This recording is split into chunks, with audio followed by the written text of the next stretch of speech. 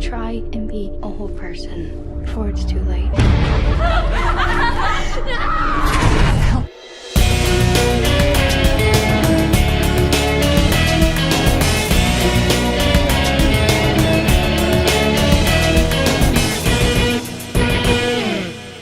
So I got the chance to check out Carrie, which is a remake of a film that came out in 1974 of the same name. Now, Carrie revolves around a teenage girl on her last 3 months of high school.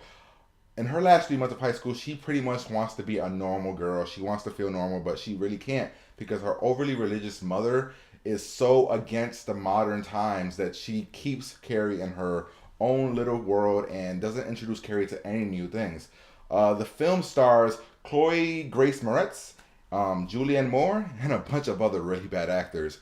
But pretty much the girl has telekinetic powers and the movie ensues. Here's the trailer. If I concentrate hard enough, I can make things move.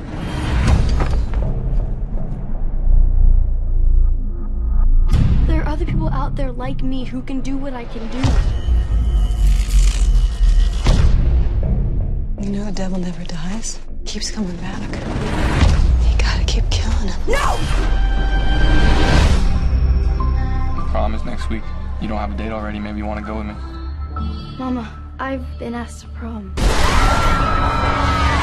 So when I first heard that they were remaking Carrie, I was just like, why? What is the point of this? It's a cult classic. People still love it. People still watch it to this day. Why in the hell are we remaking a movie that doesn't need a remake in the first place?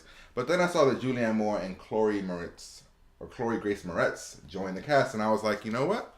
Potential. Well, I'm here to tell you that it had potential. It did. Does the movie live up to it? Not really. What I do want to say is that the acting is really good. I mean, you have some really, really good acting by Julianne Moore and Chloë Grace Moretz. I mean, they play their roles really, really well, and I gotta give them props.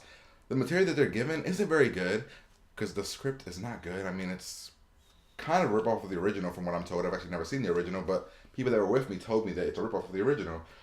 But I don't know, it's pretty bad script, and if it wasn't for Julianne Moore and Chloë Grace Moretz, I mean, it'd just be a waste of a movie in general. I mean, it's almost a waste now, so if it wasn't for them, who knows what the hell this movie would have been. Some of the things that really bothered me in this film were the fact that I was laughing at scenes that I don't think were supposed to be funny. I mean, there's a scene where, like, Carrie's getting thrown into a closet and she runs into the door, and I just started laughing. And I don't know why. I mean, it wasn't meant to be funny, but I found it funny.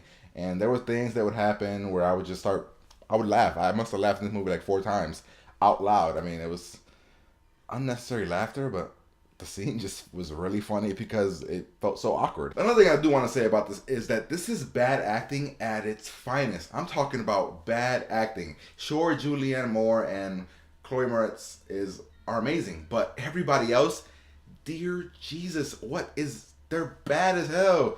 Why are they so bad? I don't get it. They're really, really bad. They feel like they belong on the CW, or hell no, the CW's acting is better than this. They belong on One Life to Live, you know, the TV dramas from like the daytime, you know, those soap operas. They are really bad actors, and I'm just like, is it the acting or is it the writing? Another thing that I really, really noticed that really kind of ticked me off a little bit was we paid a lot of attention to other people besides Carrie. I mean, the mother has her story. The freaking blonde girl has a story. The bad girl has a story. The boy has a story. I mean, everybody has a lot of parts, and it doesn't feel like they gave enough to everybody for the movie that's only about an hour and a half long. I mean, everybody just has way too much screen time than they actually need, but the film isn't long enough to actually make you care about the characters anyway.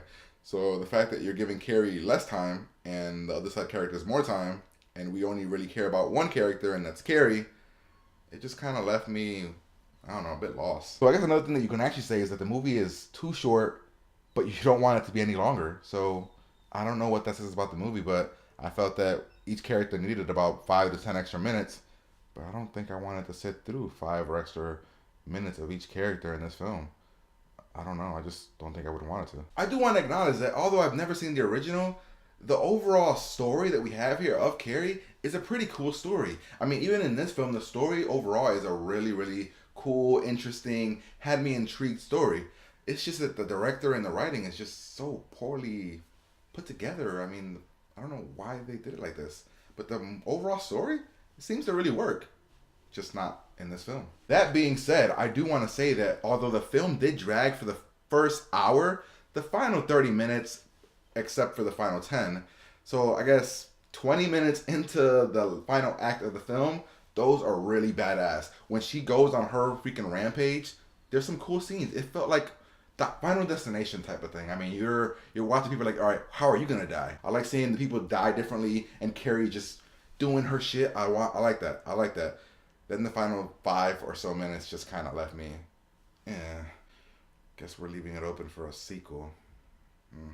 Too bad. So I guess what I'm telling you guys is that Carrie On and All is the equivalent of a TV movie. Yes, a TV movie, folks. It's a movie that you can have it at home, and if it's there, you'll watch it.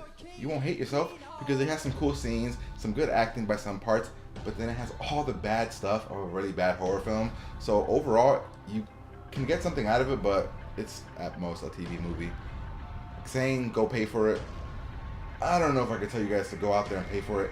Maybe matinee, maybe early bird special, but for me, it's a TV movie. Watch it at home when it comes out on cable, and you won't be surely disappointed. So if you guys want to see a more in-depth review, make sure you guys go to my website called Geeked Out Nation. I'm going to be writing up a review real soon, and it'll be up there, and you guys can see some more in-depth thoughts, my actual points that I just didn't like, and scenes, and just things in general that I was just like, why? And I'm going to write all about it.